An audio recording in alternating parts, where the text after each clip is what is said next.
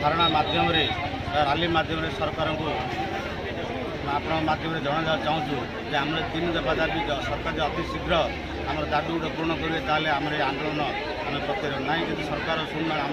कौन से कर्णपात करना ताले आम आंदोलन चालू रगामी दिन यह तीव्रतर करने बाध्य। Sankhemundi block Odisha junior teacher association Sankhemundi संपादक आज यही मीटिंग रे आज आम जो एकत्रित हो यार मुख्य कारण स्कूल बंद करी आम आज एकत्रित हो यार मुख्य कारण सरकार निजे दे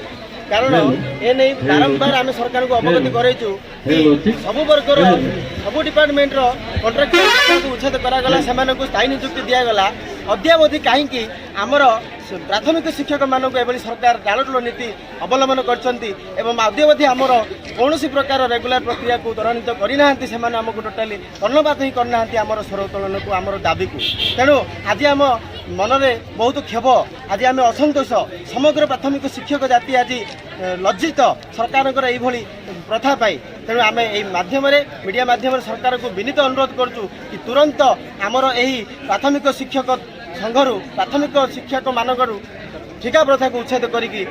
अविलंबे नियमित करेंगे एवं ता सहित 28 ग्रेड पे कि 42 ग्रेड पे आम जो रही केंद्रीय हार में दरमा प्रदान ता सहित पुराना पेंशन व्यवस्था को लागू करेंगे एवं एक्स कैडर तथा अन्य शिक्षक मानकर न्याय दाबी को पूरण करने आज आम सामूहिक भाव में विद्यालय बंद करने संघर डाकर आज आम विद्यालय बंद कर बी ऑफिस सम्मुख में धारणा देचु।